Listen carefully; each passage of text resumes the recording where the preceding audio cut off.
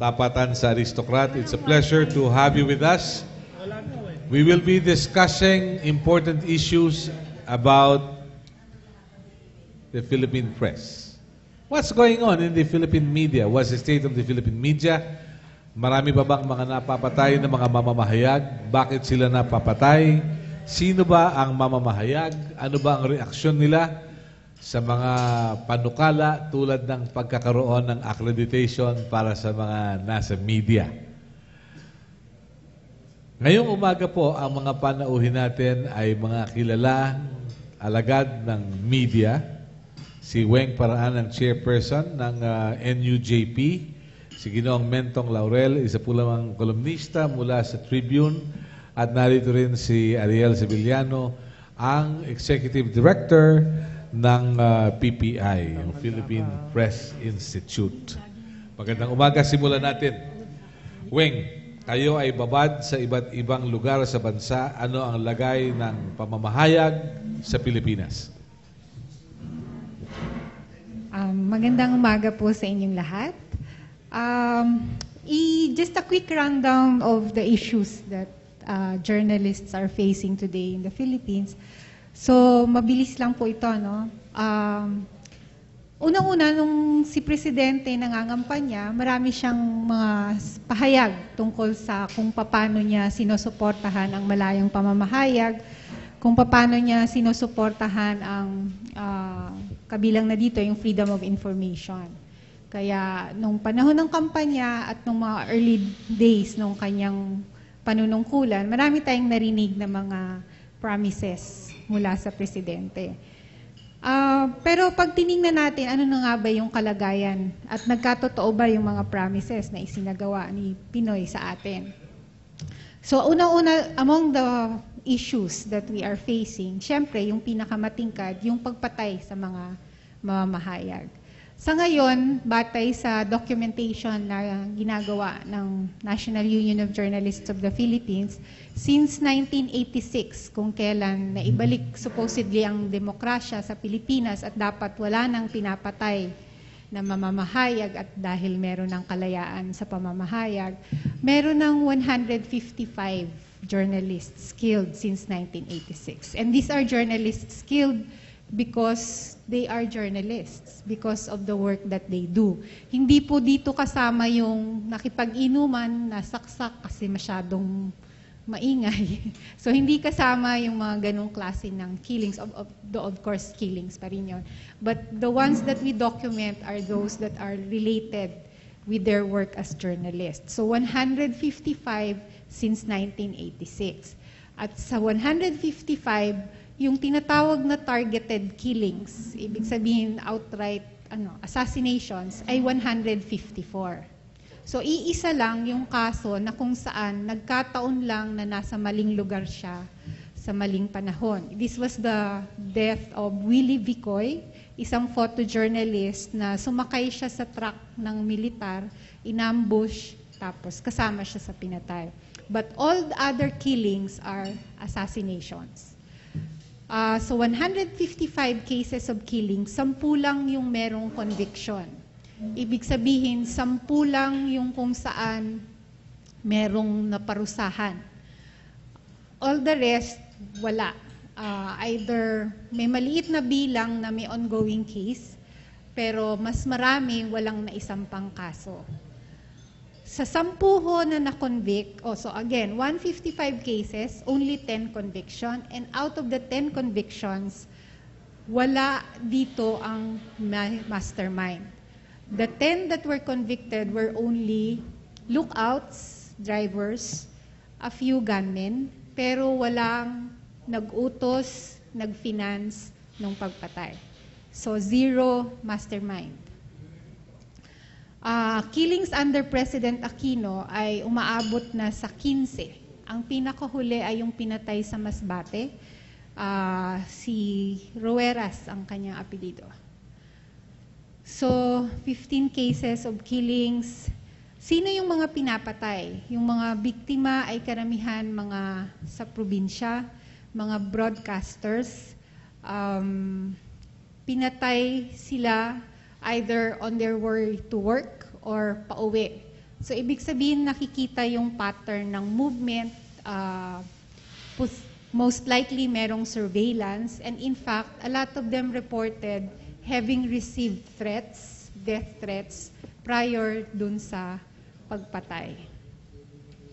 Ang assailants ay karaniwan nakasakay sa motorsiklo, dalawa karaniwan nakasuot ng either ski mask or yung helmet nila mismo ang nagsisilbing pantago sa identities.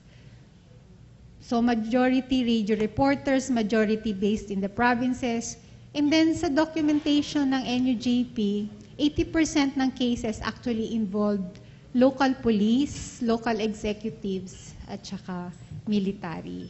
So hindi na rin nakakapagtaka bakit kakonti yung mga kaso na nagpo-prosper ang investigation, because in 80% of the cases, you have people who are supposed to look into the killings, merong involvement on one way or another.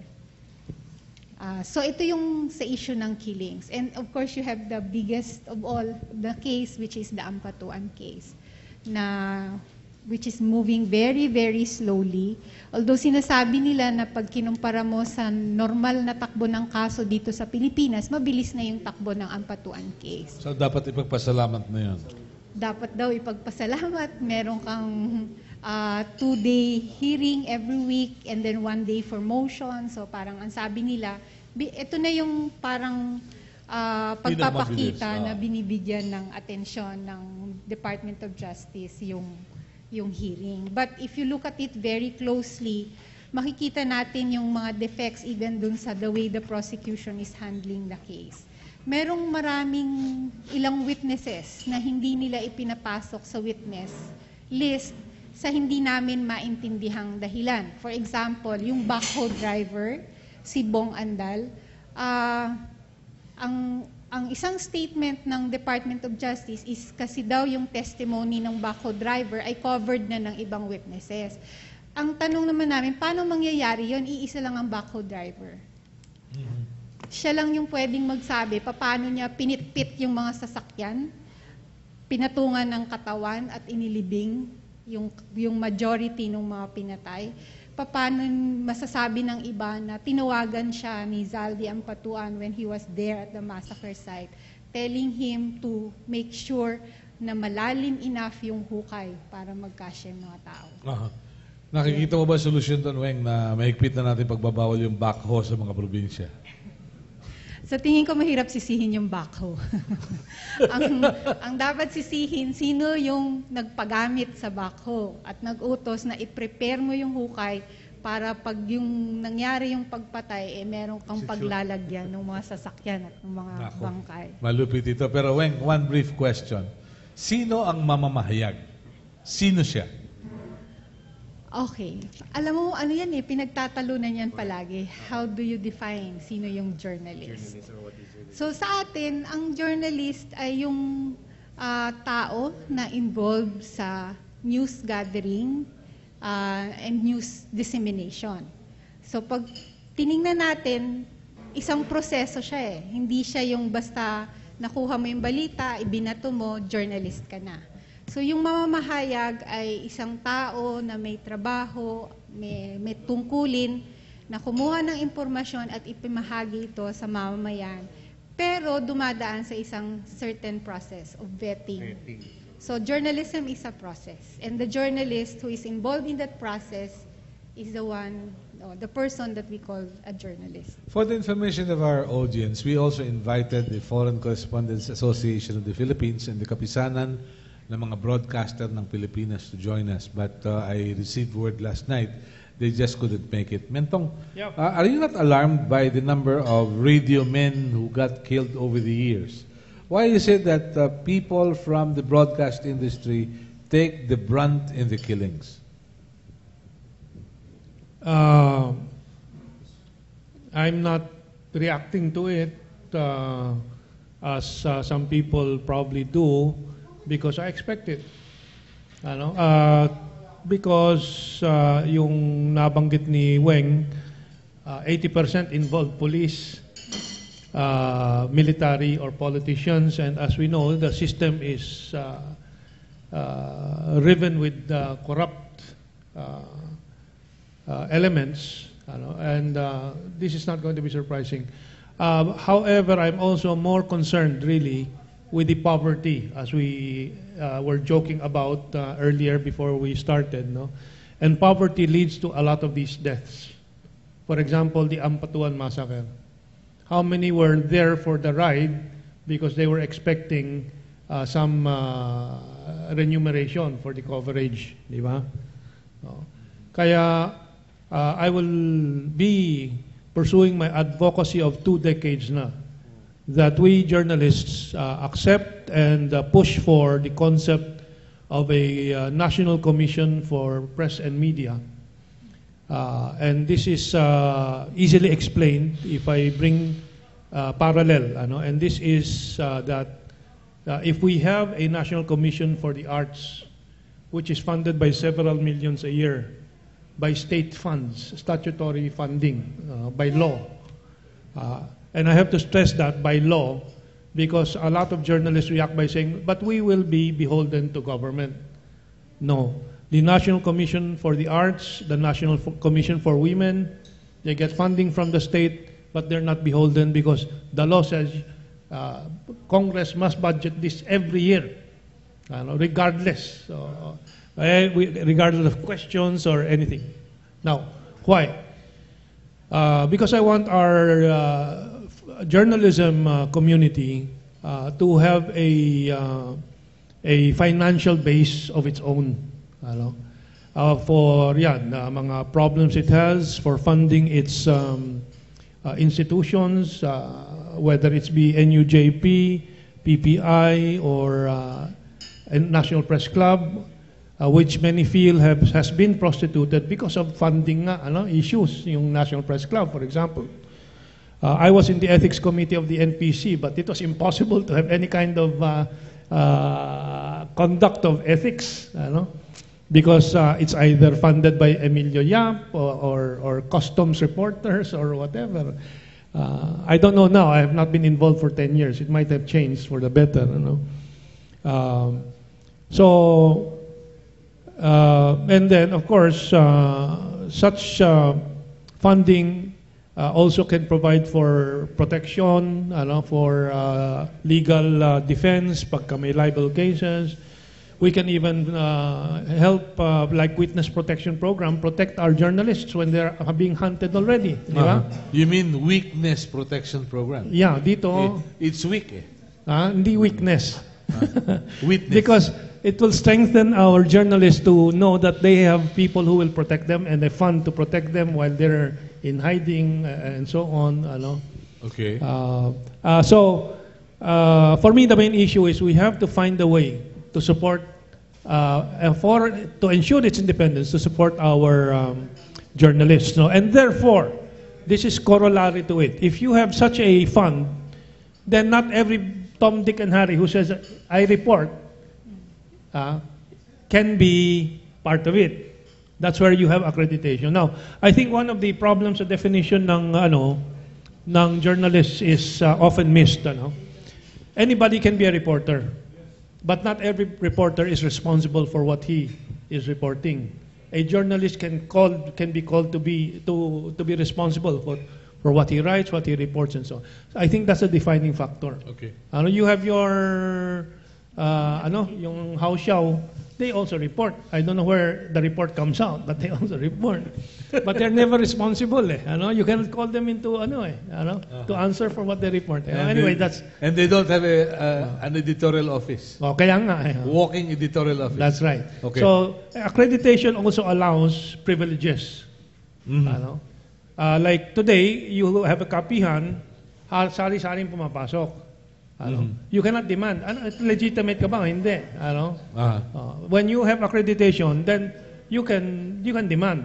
Pero pwede ka rin bukas sa lahat, but at least you can demand na only accredited journalists. Okay. But let me just again put stress. We must have a fund from the state and from the people. The state is the people. Because we should be responsible to the people for the information that the people needs. Taxpayers' money. The taxpayers' money. Today, we are responsible to the owners of our media. outlet. That is a big problem. Ano? Okay, that's it. Alright. How is the situation sa mga miyembro ng PPI, ng Philippine Press? May namamatay ba ng ulcer? Morning po. High blood? Mukhang O- pahirap ng pahirap yung tanong niyo, sir. Dapat mas madali sa akin. Itong dalawang veterano to eh. De, yung PPA po, 72 members yan. So kung susuriin ninyo, pag tinignan yung media factbook ng Philippine Information Agency na hindi naman accurate yon, so 600 plus daw yun, ano? So against 72 of the members ng PPI, so maliit. Gusto ko lang balikan yung binabanggit ni Weng kanina. Ano ba yung journalist? Kasi naisip ko nga kanina, iniisip ko, sabi ko, journalists in the Philippines are as confused of their roles as the ones running the government. Why did I say that? Kasi we've been going around with KBP for yung focus group discussions. Hindi lang ito, hindi lang saklaw yung mga member. Karamihan nito hindi members ng anumang organisasyon, ano. They could not even, walang right and wrong, ano. They could not even answer two basic questions such as what is journalism and what is a journalist. Babalikan ko lang yung binanggit niyo kanina. Paano ba i-define yon dapat? I mean, dapat in the sense na yung ideal kasi far-fetched yun eh. It's a discipline, and for as long as yung journalist na yon, ang pangkabuhayan niya ay ang journalismo, yun ang bread and butter niya, walang conflict of interest, yun ang matuwid na daan. Parang ganun, yung ano na yun. So anyway, babalikan ko lang, yung sa member ng PPI, there's not one perfect media organization in the Philippines. We're so saddled with lots of problems. Ako, nag-umpisa ako ng bata, medyo bata pa rin naman ako compared kina sir. Pero I've seen it all sa mga Paulit-ulit ka dyan. ulit, ano, defensive. We've been going around conducting training programs for our members. Offensive pa. Oo nga sir, pasensya na po, sorry. Tao lang. We've been going around with KBP and UJP, and you know, kayo din naman in your own organization, ano. Pag napunta kayo sa probinsya, iba din yung media landscape doon. Yun nga, doon mo makikitaan yung gaano kalaki yung problema ng ethics na palaging black and white. Tapos nawawala yung safety na pinag-uusapan, welfare, economic welfare, tsaka yung press freedom. Nakakalungkot kasi a lot of newspapers in the provinces are hardly surviving. The reason why owners of the publishers, editors, employees, staff writers are resorting to all kinds of creative ways para mag-survive. Yung po nakakalungkot doon kasi unang-una naging systemic na siya, tapos hinahayaan na lang ng, let's say, ng publisher, ng media owner, ng editors kasi ginagawa yon. In like manner, hindi mo pwedeng ituro, let's say, sa baguhan, yung ethics and responsible journalism and even excellence, kung pagdating nila doon sa organisasyon, ang nakikita nilang editors at nakakasalamuhan, nagtuturo sa kanila, ay wala naman sa ganong ayos din. Okay. Sige. So, I'm talking about ng hierarchy na, di ba? Doon sa issue yon, when newspapers slug it out for judicial notices, to the point na halos sunugin yung kalaban, na nawiwindang yung kredibilidad kung meron, just because of that source of livelihood, which is judicial notices. How do you look at that? Malaking, I remember when I was starting sa PPA pa, way back 1996, 1997, malaking debate po yan. In fact, madaming nag-lobby, not only yung PPI, iba pang media organization. Kasi bread and butter yan eh. And pag tinignan nyo yung pag tinignan yung newspapers, meron ka makikita ang newspapers sa probinsya na mas madami pang legal notices kaysa sa news content. Tapos, meron ding madaming advertisers, so lucky sila kasi may advertisers sila. Nagawan po yun ng paraan kasi a lot of, paano ba, how do I define it? Well-meaning or they claim themselves as matino, na sila yung dapat lang ma-accredit Magkaroon. sa raffle, ano. Aha. Pero nagawa na po yun ng paraan kasi nagkasundo. Kung paano hati-hati. Oo, nagkasundo in the sense na, example, yung debate dati, sino ba dapat nasa raffle? Dapat the paper should be published and edited in the area, hindi yung galing doon. At nag-circumvent naman yung iba. Ang ginawa nila, let's say, Nagpapalit ng masthead. exactly. Or, sa likod na yung ano eh. Pwedeng nasa harap yung ano, tapos pag flip Binaligtad mo, ganun, yun na oo, yun. Yun na yun. Meron din naman ako sa ano, let's say, nasa Dumaguete ako. Kunwari, pero nasa Albay Mapapwede Times, ako biglang oo, Samar Parang Times. ganun, oo. So, na ano naman yun? Ngayon, less naman na yung ano. Okay. Let's say yung debate. Maganda-ganda ulit. yun. Oo. Alright. Weng, let me ask you, yung bang ownership ng mga radyo natin, isang factor kaya mas maraming taga-radyo ang napapatay? Radyo natin, meaning the Yung mga MBC. yung mga The istasyon small- na nabili ng mga politiko at negosyante. Aha. Actually, yung ownership is an issue. It's a big issue kasi tama yung banggit mo, marami sa mga maliliit na estasyon at karugtong to dun sa sinasabi ni Ariel kasi he was referring to print. Pero actually, yung same situation exists in radio. So yung mga radio station, lalo na yung maliliit, ang ginagawa nila, yung airtime, instead of getting the usual advertisers, ibibenta na lang nila as block time. At sino yung may capacity to pair for airtime, kundi yung mga politiko na may interest na magpapogi, gamitin yung radyo to prepare for their candidacy, or malalaking mga businessmen or business groups na sila din yung may kakayahan. No? So, dalawa lang basically yung may-ari ng mga ganong istasyon. Or, kung hindi man nila tuwirang pag-aari yung istasyon, binibili nila yung malaking bloke ng oras para sa kanilang control. Paano yun kung ang may-ari mismo ng istasyon yung politiko o yung malaking negosyo? A good example, ako, announcer ako, contractual ako, ikaw yung may-ari, mayor ka, siyempre lahat ng kalaban mo, kahit wala kang instruction sa akin, dudurugin ko for me to get some premium. Di po ba? Exactly. So, kaya pag tiningnan natin sa mas malakihan, yung larawan, makikita natin na yung kind of information that gets to the public, hindi na siya yung distorted na siya. Kasi even sa mga stations, may policy na kapag ka hindi naglagay ng ad sa'yo, you don't cover. Mas matindi to pag panahon ng election, di po ba? So, yung impormasyon, even the news that gets to the public, ay sobrang slanted or one-sided. Yung ganito, manifestation siya ng economic crisis, ng problema sa loob, at bumababa siya hanggang dun sa sitwasyon ng mga journalist. Kasi ang mga reporter, lalo na sa radio sa probinsya, hindi lang sila naghahanap ng balita, naghahanap pa sila ng ads para sa istasyon. And in fact, sinasadya ng istasyon na ang gawing mag-marketing ay yung mga taong naririnig ang boses sa radyo dahil sila yung mas effective na kumuha ng advertisers. Kasi sila yung may byline, sila yung kilala. So yung distortion dun sa buong kalakaran ba natin sa media, sobra siyang umaabot sa punto na pag tiningnan mo, ano na ngayon yung nakukuhang balita ng isang nakikinig sa radyo, ano na talaga siya? Hindi na siya balanse, hindi na siya accurate. Kasi nakadepende na yon sa kung sino yung block time or sino yung may-ari ng istasyon. Okay, maliwanag to.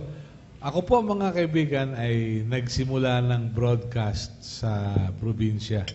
At nakita ko rin yan. Nag-community paper din ako sa probinsya at halos magpatayan yung mga publisher at editors just for the judicial notices.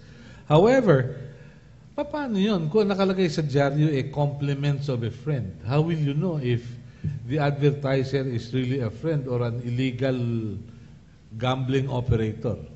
Paano yun? Mukhang Yan. first time ko na-encounter yung tanong, paano ba? Hindi, meron kasing What do you mean, nagsusulisit. paano, sir? Ang Do you solicitation. accept the ad or not? Because it's a paid ad. Ang sistema kasi, pupuntahan kunwari si Weng na maghuhuiting. Alam namin maghuhuiting ka. Pwede ba ikaw na sponsor ng 1/4 page? ba't ako mag-advertise? Mag-waiting ako, sabi naman niya. Nalagay namin yung pangalan mo, ikaw yung may pa-waiting. So, babayaran na lang nung mag-waiting yung 1/4. Kung 5 yung mag-waiting doon, di 5 1/4 yun. Pero isang espasyo. Kumikita. Kaya lang may nababaril. Paano yun, Para sa akin, Melo, tingin ko yung mas maganda pa nga kung malinaw na paid ad eh. Ang mas malaking problema, yung nakadisguise siya as news. Mas mas insidious yun. Walang transparency. Ang akala ng mga tao, they're getting real news, but actually, managed news yun. Ito yung sinasabi nilang advertorial. Advertorial na hindi declared. Okay. Mentong, how do you look at it? Well, you see, we're going around and around and around the problem of resources. And corollary to that problem, because of the problem that resources do not come cheap, meaning hindi libre, you have to exchange it for services, then the independence of your information and dissemination of that information.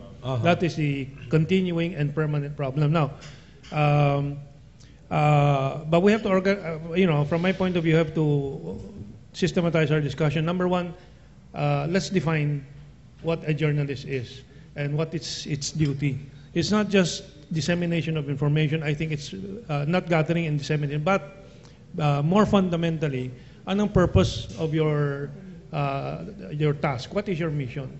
The mission in our ideal democratic society is that we provide information to the people necessary for their decision making.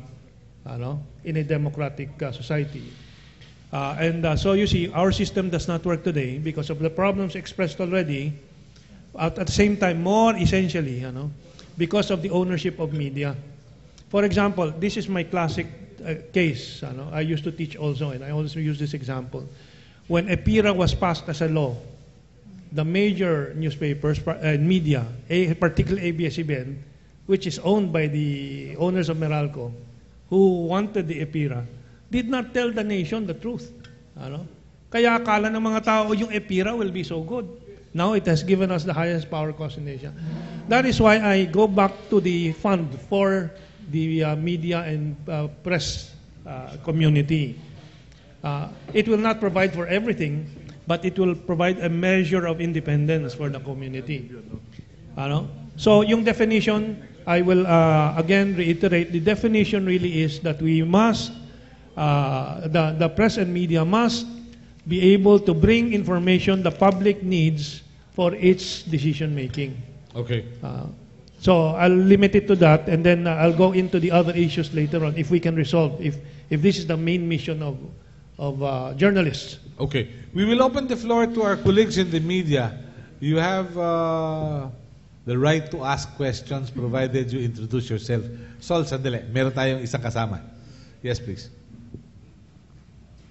Good morning. I'm Hannah Sancho from Sunshine TV 39. Hannah Sancho. Ano pong posisyon natin dun sa panukala ni Senator Estrada na kinakailangan magkaroon ng examination, tapos magiging, I think, annual yata yung exam na ito at accreditation para dun sa mga media. Sa tingin nito, I think maganda naman ang intensyon ng senadora, pero sinasabi naman ng mga mamahayag maging limitado at parang sumisigaw sila ng diskriminasyon. Ano pong posisyon natin? I will jump the gun and dapat may discrimination. Kasi what we have today is a hodgepodge of so-called reporters na hindi malaman kung saan papunta at saan nanggaling. As the saying goes, yung iba inutusan ng bumili ng suka, tumuloy na sa kapihan at may tag na.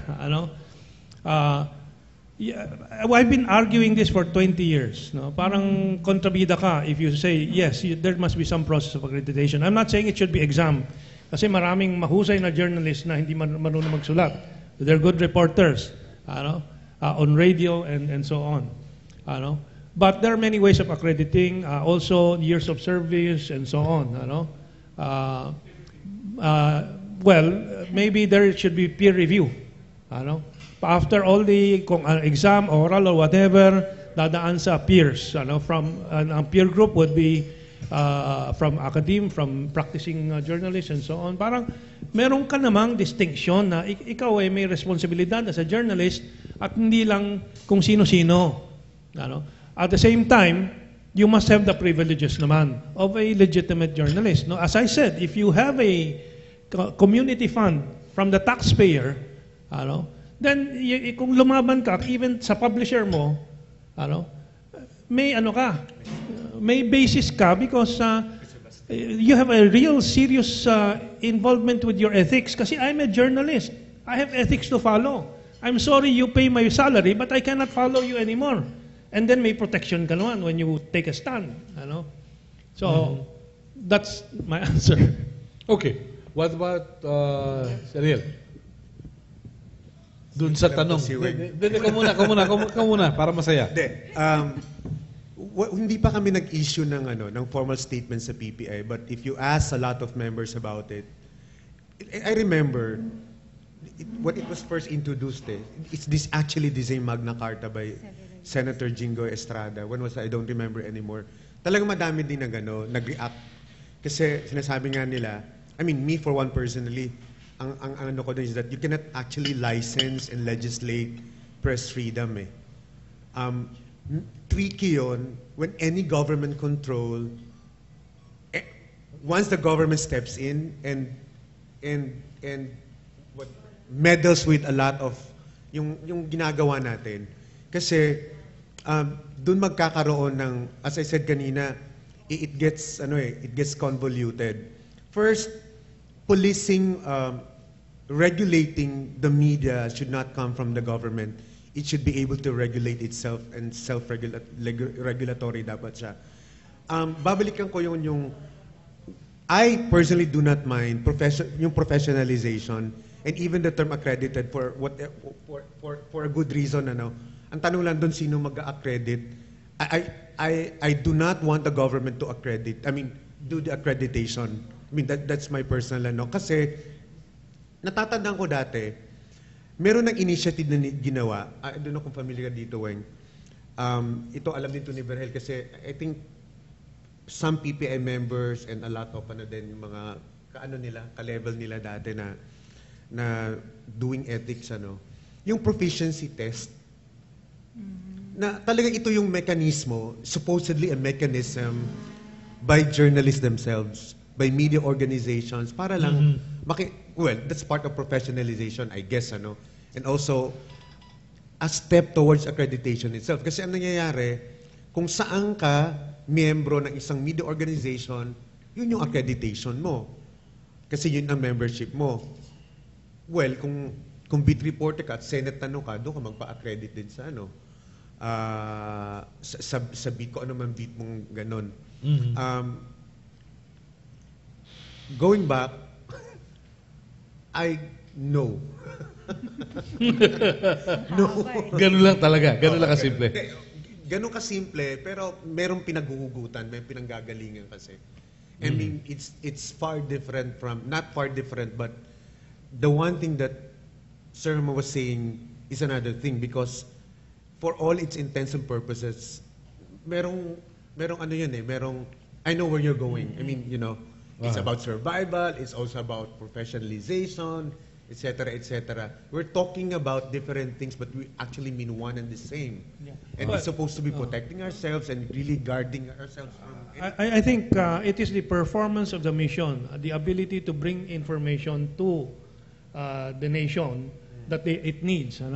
So accreditation, you have in the different levels, for example, accreditation as a Senate reporter. Yeah. That's accreditation. So in principle, accreditation per se is not wrong. Yeah. So let's recognize that. How and what level and what approach, community or national, kung paano, who is involved in accreditation. There has to be some accreditation. Okay. So yun lang establish muna natin. Establish yun. But let me just add, it gets convoluted because there are certain things that we have not siguro realized or we do not, it's difficult to accept, Yeah. And that is, we are afraid of the state, but we should be equally, if not more afraid of the owners of media. I'm not talking about the small media. I'm talking of ABS-CBN, Lopez. I'm talking of Manny Pangilinan. He has bought into Inquirer, Philippine Star. Business World, si Bernie Lopez writing against yung mining, yung Tampakan Mines. Immediately, tanggal si Bernie Lopez when Manny Pangilinan went into Business World. If it is investigated, it might be uncovered that he instructed him to be removed. Do not be afraid of the state. Every year, every so many years, we vote people in and out. Kung ayaw natin yung nananalo, that's our fault. But the owners of media who are oligarchs, we do not vote on, we do not review, we do not examine their books. They are more pernicious. They are the ones who stopped the revolution of Hugo Chavez and preventing social change in Venezuela. They are the ones who control the United States. That's why Wall Street is getting away with impoverishing the United States. Okay. They are more pernicious. All right, Weng, reaction mo doon sa tanong na ating kasama.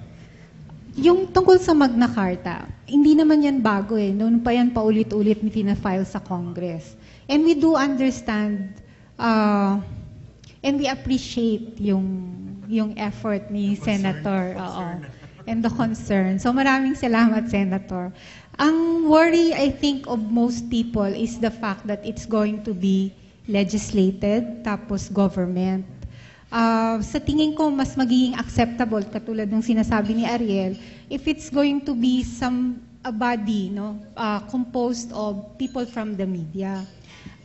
There are countries where you have licensing for journalists. Pero sa tingin ko, these are countries where democracy is really strong, na kahit may ganong proseso, hindi mo masasapawan yung freedom of the press and the right to information of the public.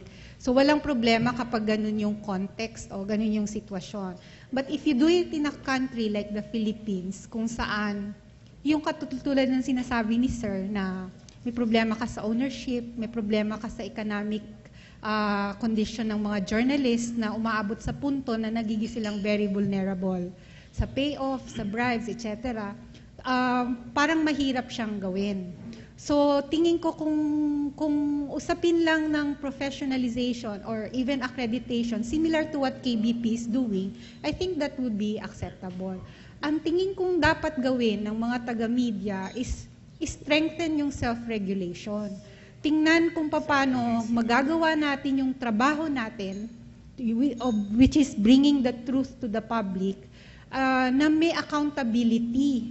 Ang problema kasi ngayon, kahit yung publiko, hindi nila alam kung hanggang saan dapat yung media, so they're not being held accountable for the excesses or the weaknesses. So yung groups like NUJP and others, dapat i-strengthen din nila yung capacity nila na i-check yung ranks nila. At the same time, media owners, the editors, the publishers, the station managers, dapat mas maging mahigpit sa kung paano nila pinapatupad yung ethical standards. At saka yung in general, mahusay na journalism. Okay. Sir, can I just add sige, something? Ariel.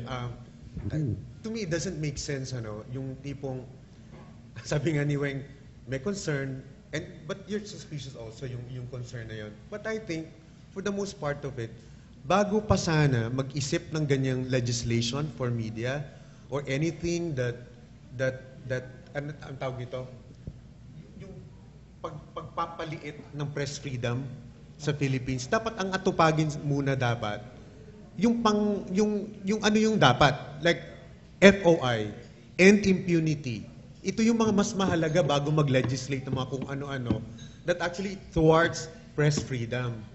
And anything that doesn't give a healthy and livable environment for journalists na para gampanan yung tungkulin nila, hindi po yan maganda. Okay. I received a statement from the Center for Media Freedom and Responsibility about the Estrada bill.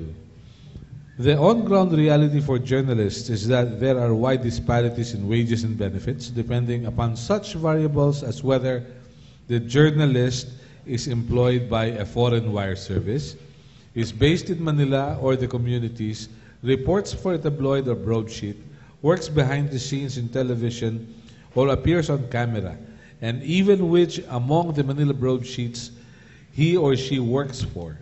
The need of the hour is to standardize wages in terms of equal pay for equal work and assure job security. The terms of the Estrada Bill identifies in deciding wages is to reiterate what already supposedly determined wages for everyone and not only for journalists. Yun ang sabi, part of it. But for Hannah, if you leave me, Hannah, your email, I will forward you this statement from Center for Media Freedom and Responsibility. Do you have a follow-up question? Meron pa ba? Wala na? May Yes. dadagdag lang ako sa Center for Media Freedom and Yes, Responsibility. Very short.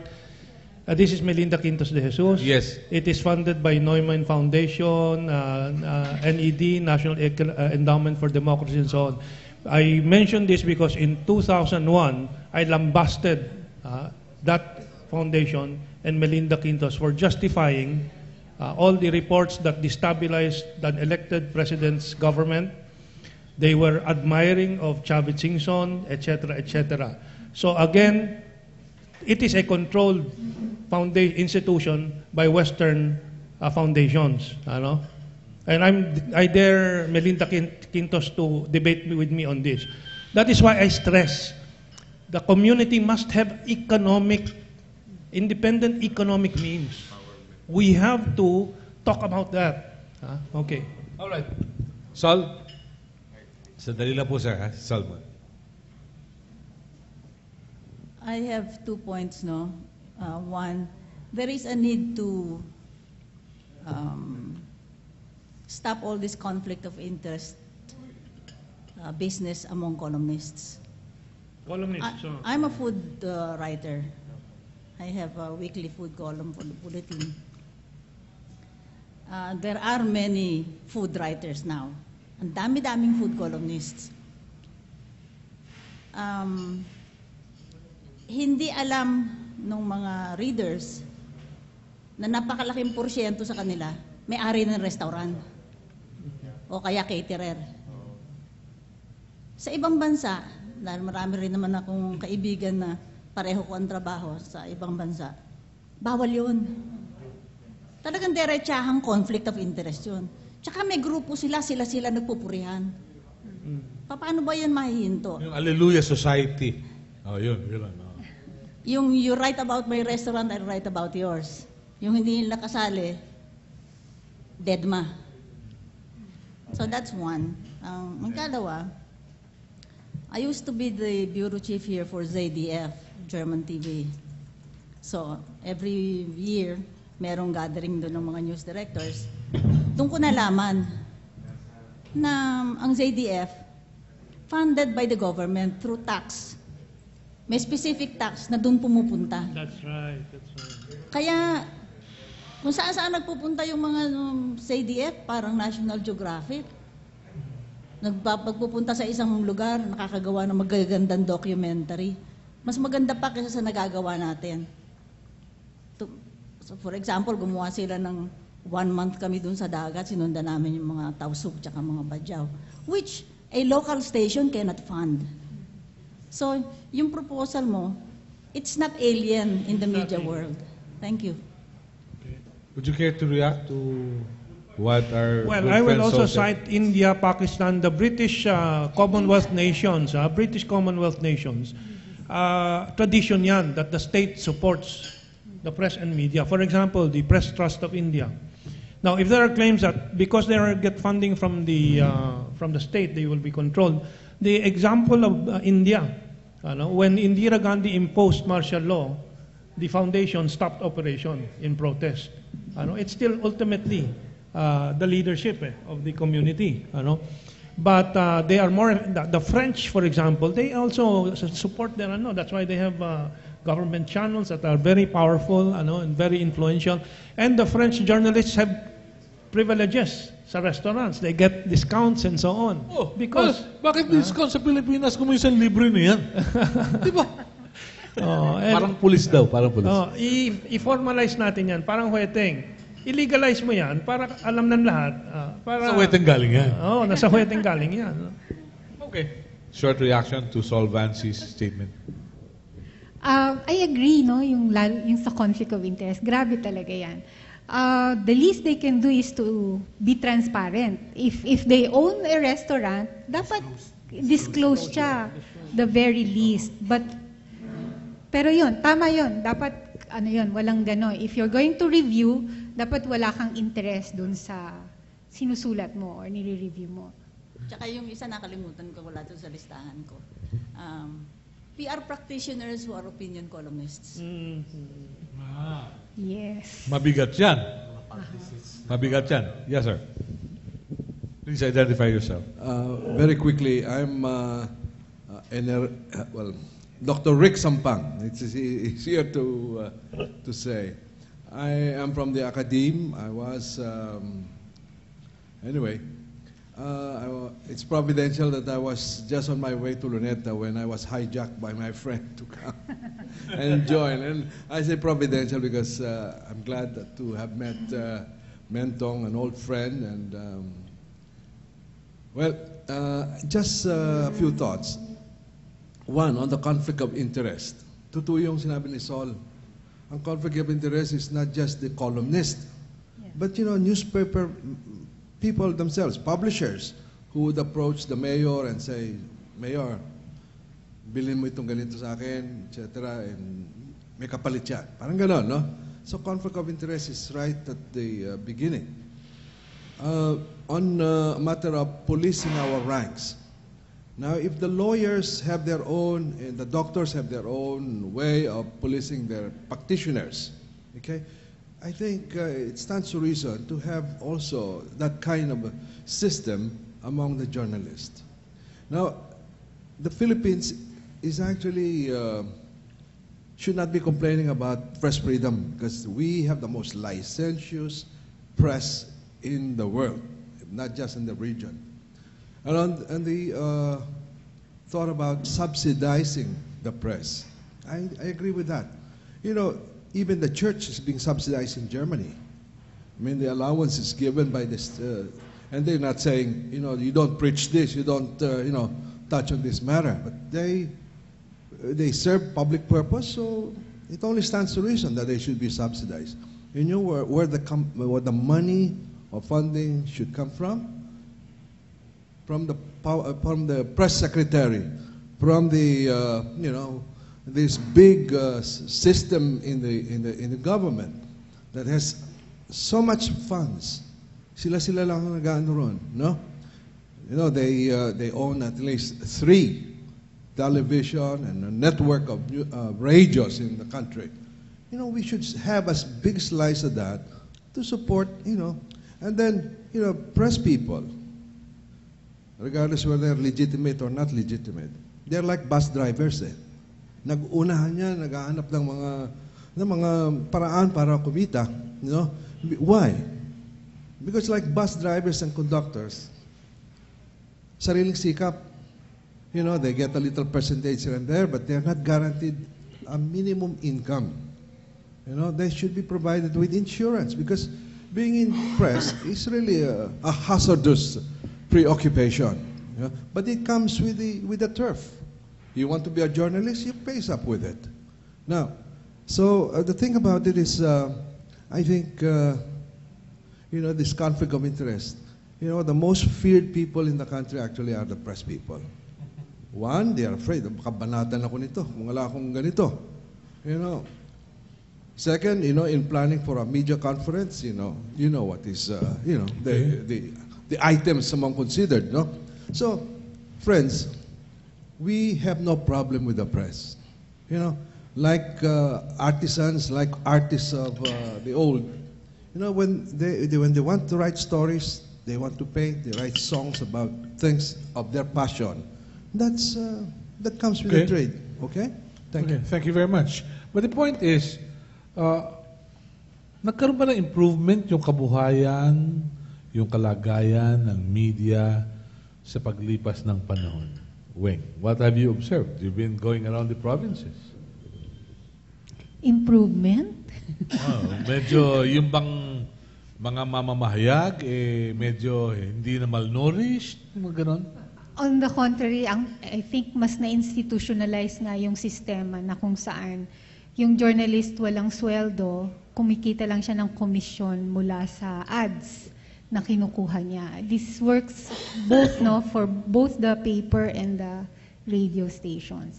So, mas lalong ang naging talamak yung ganong sistema. Kasi nung araw, meron pa ding medyo may delikadesa at saka Ngayon, mas garapalan, tas mas tanggap yung ganong system. May narinig ako lately, Weng, Puero de los Buenos, pero pagka-interview doon sa politiko, sabi niya, i-replay ko ho ba ito? Ibabalita ko ho ba ito? Sabi nung politiko, bakit? Baka ho singilin ako doon sa istasyon.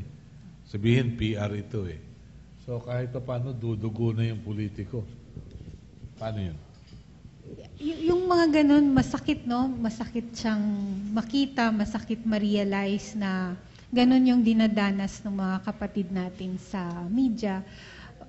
At the same time, kailangan tingnan din siya strategically. Malaki yung problema ng media. Malaki yung problema pagdating sa news na nakukuha ng mga tao. And that has to be resolved. Hindi siya pwedeng pabayaan ng hintayin natin kung kailan siya on its own mawawala. From NUJP at PPI at mula sa isang kolumnista, how do you look at citizen journalism? Is it an advantage to the profession or is it escape for network owners from spending for additional personnel? The reason why citizen journalists and reporters have become so relevant and meaningful is because the institutional journalists and reporters are controlled by the owners of media. And because of that control, they cannot be as free to bring out information, or even if they do report it, it does not come out in their outlets because of the desks and so on. Yes, of So course. yan ang problema dyan. Now, citizens reporters are not necessarily journalists. As we say, they don't go course. through the vetting and so on. So, and if they don't apply for accreditation, then they're just citizens reporters, but not journalists. Okay. But it is a misunderstanding to say that any form of accreditation will limit press and information freedom, because it does not stop anybody from reporting. Of course. Di ba? Okay. Yel. Yun nga din yung sir, yung siguro, it's just a matter of yung semantics, yung how do you actually name it. Kasi sa PPA, medyo it's a problematic yung form of whatever you call it. If you mean engaging the citizen, sabihin na lang citizen engagement, because it runs counter with, let's say, yung civic journalism, is really civic. It's people, not the people who are not journalists, telling the stories or making the news, reporting the news, but ang tao, voices in the story. Magkaiba po yun. Kung engagement, walang problema kami doon. Kasi, ang lang, sir, mas pinapalawig pa natin yung idea or perception na, going back to what you said kanina na, you get a hodgepodge of journalists and non-journalists, and then the public doesn't really know to differentiate na . Okay. In as much as nahihirapan na din, or kasi ang danger kasi doon, what the public doesn't see, yun yung nakakatakot . Yung news disguising as news, parang not news disguising as news, parang ganon, di ba? Hindi kaya mas nakakatakot yung hindi sinasabi. Yung hindi binabalita. Hindi kaya mas nakakatakot yun? Mas nakakatakot na. Di ba? Sir, siguro yung kanina, bago ko makalimutan, babalikan ko lang yung I encountered an article. I just would like to cite an excerpt from it. It's called On Partiality in Journalism. Ito yun, short lang to. And if the media are really committed to telling the truth, they should not just tell the truth about others. They need to tell us what they really think. They should tell us the truth about themselves. Biased journalism is honest journalism. Conflicts of interests arise when biases are undisclosed. Hindi ba mas delikado yung bayad na journalist kaysa doon sa biased? Sagutin mo muna yun. Di ba mas nakakatakot yun? Pareho nakakatakot. Hindi. May bias ka eh. So at least sinabi mo yun, ang bias mo eh. Pero hindi mo amin yung binayaran ka. So iba yun. Yung magandang gabi, mga kaibigan. Di ba? I just want to remind everyone of what I learned as a very young writer. Si E.B. White says, all news is biased. So let all the biased news interplay in the market. That's it eh. That's it. Oo. Pero mas nakakatakot yung hindi binabanggit. Yung bayad. Hindi, yung Pati yung tahimik lang. bayad, let them play. Yun na yung sasabihin sa'yo, wag mo na lang ibalita yan. Di ba? Parang, Baka makalimutan ko lang. Di ba nga yung test of ethics kasi, konting pahaging lang dun sa ethics, ano? Yung test of ethics kasi is the murmurings or murmuring of conscience. If you're ready to actually expose yourself, then so be it. okay, Weng, magandang discussions. How do you look at it? Well, balikan ko lang yung citizen journalism, no? Kasi medyo may particular concern. I actually handle yung Bayan Mo Ipatrol Mo ng ABS. So, basically, yun ang work namin. Deal directly with the citizen patrollers na tinatawag, Bayan Patrollers.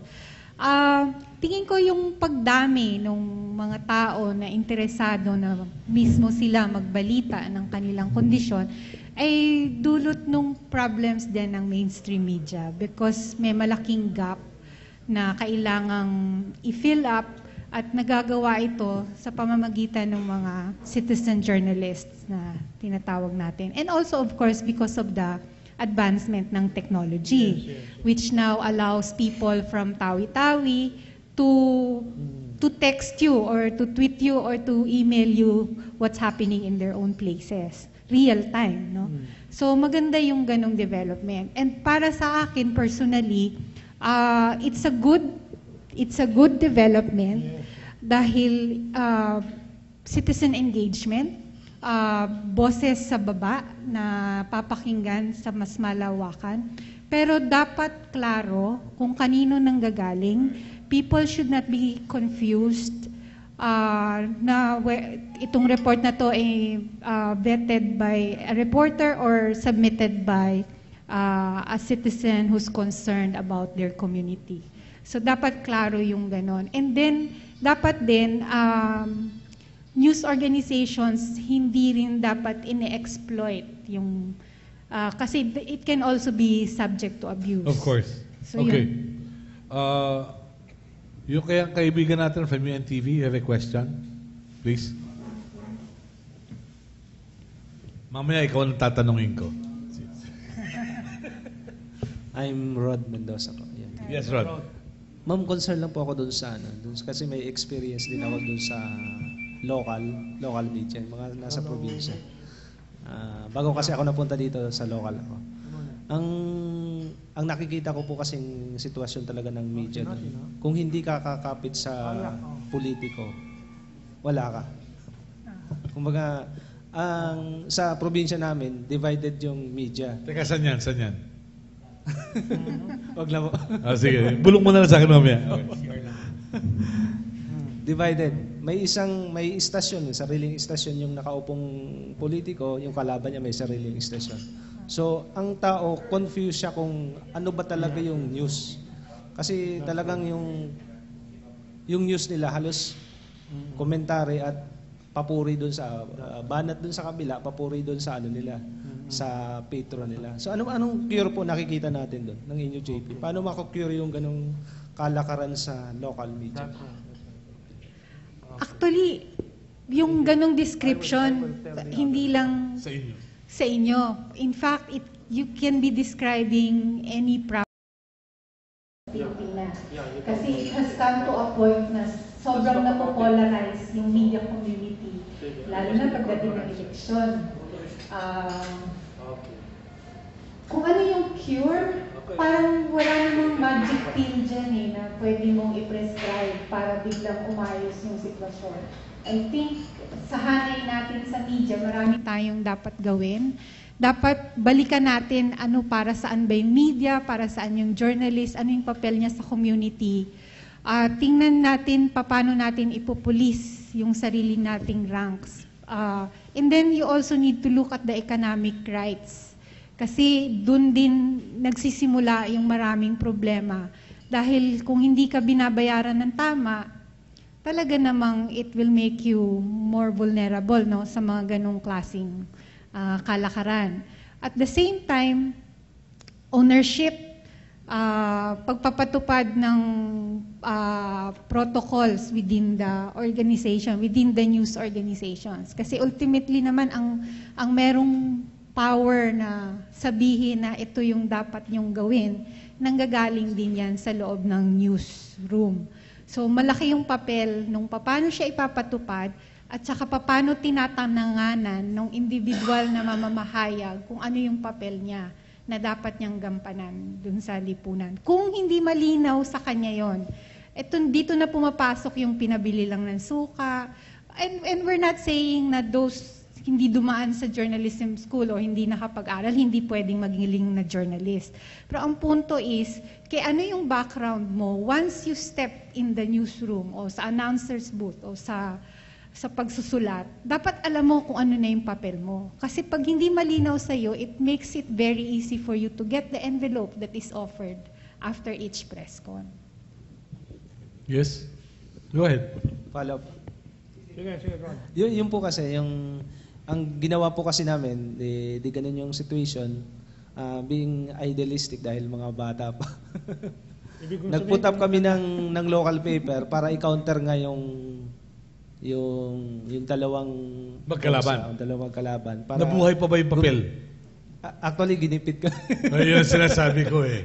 Pareho kaming ginipit ng dalawang Magkabila. Magkabila. Pareho kaming ginipit, naipit kami. And then barely nagsusurvive yung paper namin ngayon na walang actually kahit anong income na pumapasok, wala. Dahil controlled nga nila yung Yung merkado. yung merkado eh. Saan yan? Kahit yung accreditation namin hinaharang actually. Okay. We can understand that. Weng? Yung I mean po ma'am, yung question ko po, pwede bang i-police yung mga newsroom, yung loob ng newsroom? dapat ipulis. Pwede bang i-police? Sino ang pwedeng mag-police po? Yun ang tanong. Kasi dapat nanggagaling siya sa loob. Pero yung usapin ng mga dyaryo na maliliit, ang dami talagang nagsara. Mga independent community papers na hindi talaga nakasurvive. So, huwag ka malungkot, hindi ka nag-iisa. Pero malaking problema yan. Dapat talaga siyang harapin.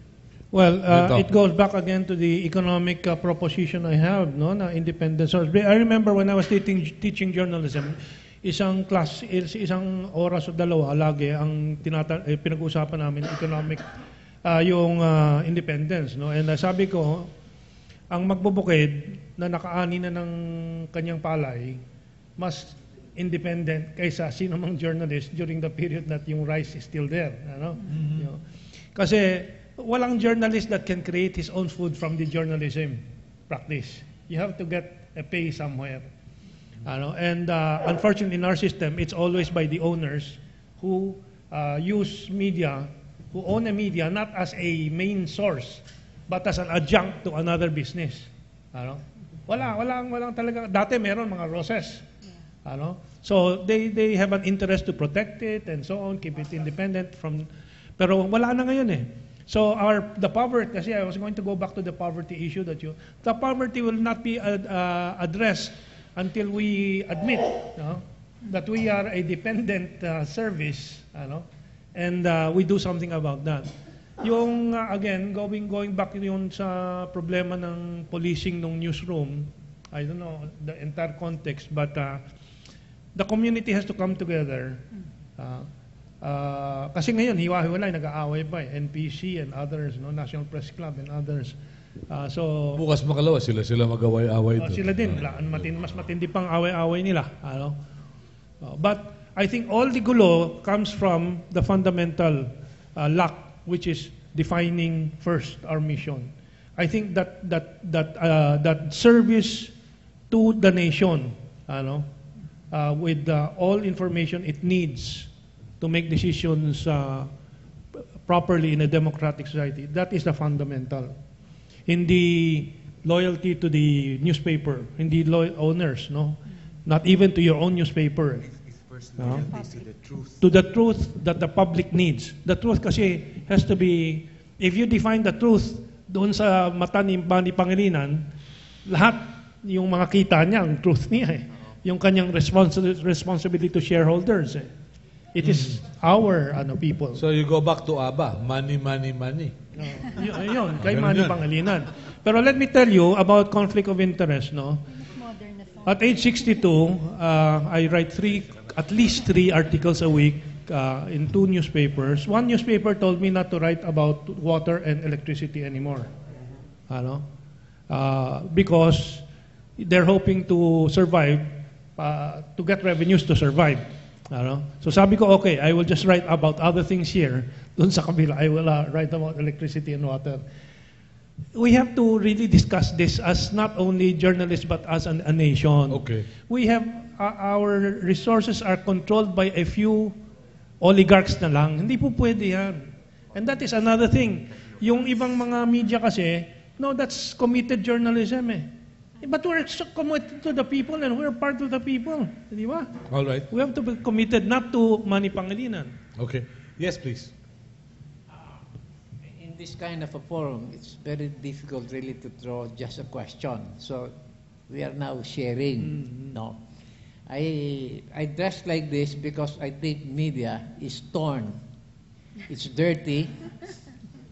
It's torn. It's dirty, and magulo. Kaya sinadya ko itong damit na to. Anyway. Si Ariel, yung grupo namin nung araw sa PPI, bias kami sa community-based, correct? Tama ba yan? You're still doing that? Yeah. Good, very good. Ako naman, after experiencing media interaction in Japan, where the director of one of the largest environmental group was complaining about Shimbun. You know, Shimbun is the largest newspaper chain in Japan. Every city, there is a Shimbun, right? Okay. She was complaining. Hindi raw dinadala yung environmental messages nila. So sabi ko, nung pumasok ako, you put up your own. Like kako in the Philippines, we have the church, the Veritas, the paper they have, and they have the radio station. And the chain of command goes down to every parokya. So I said, otherwise, Jean, your group in Japan should pay media. Ano yung tawag natin doon? You maintain media. Environmental.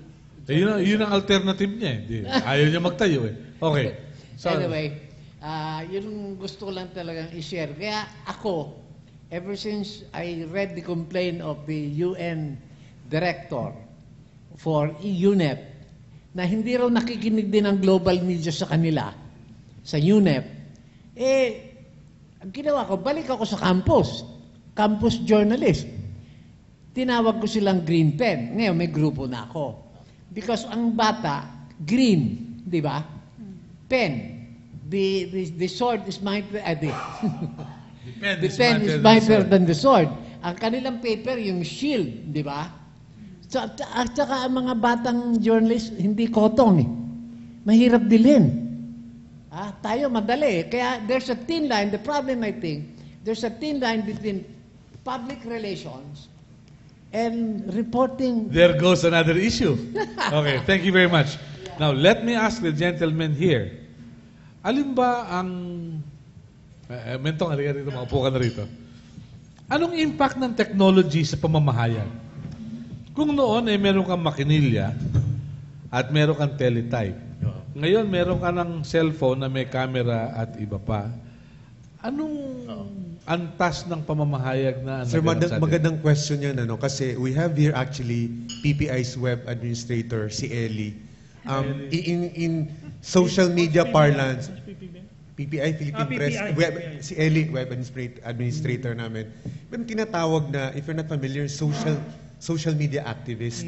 Well, he's a blogger, journalist at the same time. Pag kinakausap mo sila, kasi yung interaction din namin sa kanila, napapadalas na rin along with NUJP, meron din silang ano. Kasi you cannot discount them eh. They're noisier than the beast. I mean, doon nakikitaan yung it's a platform.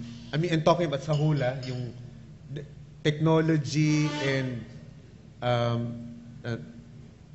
generally not hindi lang yung kabuuan ng technology but zeroing in the social media and other platforms na mas napapalawak yung information dissemination but very tricky din as well kasi sabi nga natin content is king pa rin eh.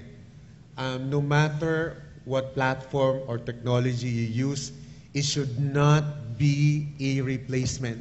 Okay. So In what you're fact, saying dapat- is, anumang ang bilis, anumang ganda ng teknolohiya, kung wala namang laman, wala yan. Babalik pa rin tayo dun sa excellence, sir. Kasi what you're actually selling, the product is news, the content itself eh. Yung other peripheral is just supposedly to reinforce what is already there. Ariel, but there was once a term called broadcasting. Now there is what you call narrowcasting. Noon meron kang periodiko, ngayon meron kang blog. Paano yun? Ano ngayon? Umiikot na ba? Bumabalik ba sa basics? Paano? Madami talaga nabablog ngayon. Ako, I have my own blog, pero hindi ko masyadong na-update. But, yun nga, hindi ko masyadong na-update. Mas madami sanang stories pero hindi ko na nalalagay pero okay na lang din. Hindi. Yung advent pa nun dati, I remember, nagkakaroon ng debate over ano ba yung blogging tsaka our bloggers, journalists. Natagunan na yon dahil hindi naman nagkasundo-sundo dahil there were forums already in the past or itong recent lang na talagang klaro na rin yung let's say, kayo ba hindi kayo sakop ng ethics, nagsusulat din kayo? Or kami lang ba nasa mainstream, yung mga ganong bagay? Are you a different beast altogether, a different animal altogether na hindi kayo part ng whole system? But now, bloggers and even the ones using other social media conduits are reinforcing themselves to be part of the mainstream. I mean, to be part of, to belong also as well. Yeah. No, are they journalists? They're not. They are diarists who are exhibitionists. That's it. Now, ano ang journalist? The journalist will treat the bloggers as sources. But you integrate as a journalist. You integrate. Now, one caveat about the social media. It is manipulated by powerful agencies with the funding and so on and so forth, and the technology. So, you cannot treat social media as journalism. Very dangerous yan. Very dangerous. So including the rally today? Yes. Okay. You read my article today, the main characters on, just very quickly, on social media pushing this, self-admitted Bretana, first name Pichi, after all this talk, she was the one who admitted that the 2010 poster logo of Noy Noy is the one being used now for the Million March. Yung fist with the Philippine sun. Exact. Sabi niya, hindi, accidental lang. I just downloaded sa internet. Other internet netizens examined the internet. They could not find it. So later on, Pichi Bretanya admits she is with Publicis, an international PR agency. My friend with ABS-CBN, si Inday Verona, is also very active. Sino pa ba? But I reported some of the names that are very active. Tapos yesterday morning or the other day, Noli de Castro was interviewing somebody, Attorney Aguilar, babae. Irene. Oh. Later on, she admits she's with the PR agency also. No. Doon sa radio program, inadmit niya. No. So, why are they all involved with the PR? If I'm wrong, tell me. If you can check it. Alright, Day. Paano to, Wing? Anong tingin mo ron sa sitwasyon? Technology, at the same time yung broadcast, may narrowcasting, may dyaryo, tapos may blog. How has technology helped improve the craft? I think yung development sa technology is a big help, no? It allows journalists to do their reports in a more efficient, faster way. At the same time, it allows ordinary people also to get involved. It opens the door not just para dun sa mainstream media o yung tinatawag nating yung mga nandyan na. It allows new players, it allows even the young ones to participate. Yung technology is still technology lang yan. It depende yan sa kung paano mo gagamitin yung technology. Pwede mo yung gamitin ng hindi maganda ang resulta, pero pwede mo siyang gamitin ng makatulong para sa pagbabago, sa nation building, para sa pagsisiwalat ng mga nangyayari. Katulad nung nangyari ngayon, no, yung sa campaign against the pork barrel. So, nasa atin kung paano natin gagamitin yung technology. Technology ay technology lang. Parang baso. Baso lang yan. Pwede mo yan lagyan ng juice, pwede mo lagyan ng tubig, pwede mo rin yan lagyan ng poison. So, it's up to you on how to use or what to drink. Okay. Sol, pahabol. Ako maraming natanggap na tawag. Kasi I represent the LA Times and many other foreign news organizations.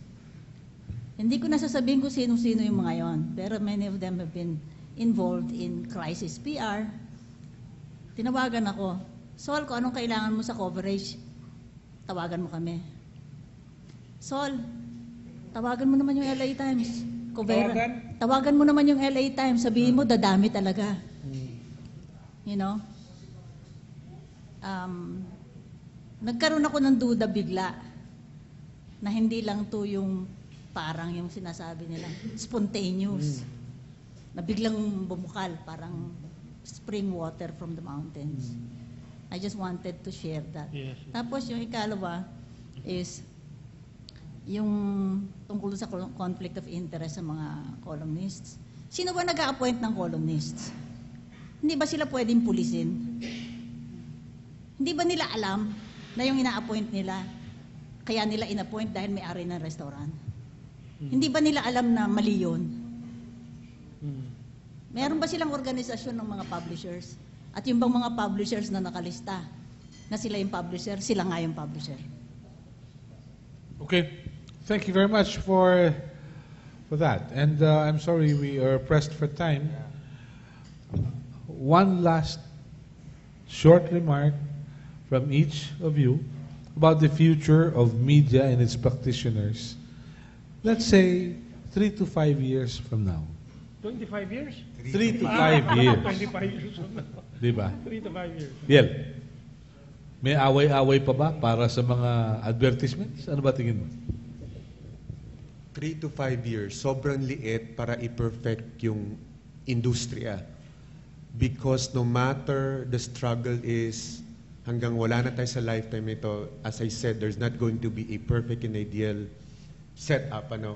But I think steps have already been made, and I think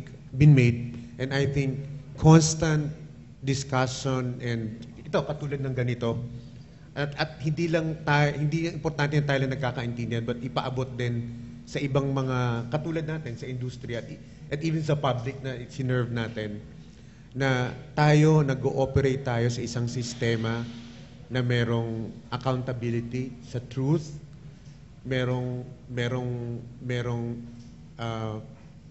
tinitingnan na siniservisyohan, which is the public, at meron tayong ginagalawan na demokrasya at press freedom na kailangan pagkaingatan ng sambayanan, ng gobyerno, at lahat ng stakeholders.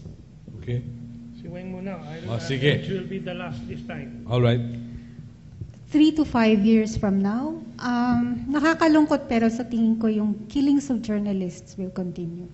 Kasi yung factors that gave rise to the killings, nandyan pa rin siya, hindi pa siya nawawala.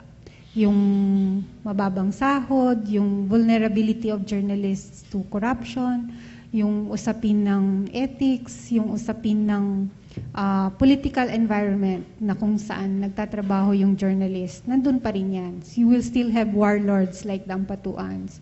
You will still have abusive police or inept enforcers. No? So tingin namin, hanggat hindi na-address yung mga factors na to, magpapatuloy yung killing. So very sad, pero yun yung isang bagay na tingin ko will still be happening even 5 years from now. Thank you. Okay, Ito. I will make fearless predictions that will happen. In the next 3 weeks, there will be first steps towards realizing the National Commission for Press and Media. Because in the next 3 weeks, I will call to dinner Weng, Ariel, Melo, Sol, and others to discuss it. So, konkreto. Kasi 3 weeks. gagawin ko. Ikaw magtatawag. Okay. In 3 years' time, we will have that commission because we will all campaign for that in the coming years. And there will be accreditation based on the community's values, not government. Meaning we, peer group, will come together. And after 3 years, we will have around 200 million peso yearly for the press and media community, which will be distributed to media institutions like NUJP, PPI, National Press Club, based on some criteria. There will be a social fund for media, a legal fund, in the 3 years and 1 day after today. Scholarships and so on. So that is my fearless forecast. Very well. Mga kaibigan, kahit po anong sabihin ninyo, kahit pa marami pang mamamahayag na mapapaslang, wag naman sana magpatuloy ang pagtaas ng bilang. Ako po'y nananalangin na yung mga kasama natin sa pamamahayag ay maging tapat sa kanilang mga gawain at bigyan ng pagkakataon makapamahayag ng pamahalaan at ng lipunan. Sa ngalan po ng mga kasama ko sa Tapatan sa Aristocrat at mga kaibigan sa Aristocrat, ito po si Melo, nagpapasalamat sa inyong walang sawang pakikiisa. Maraming salamat po.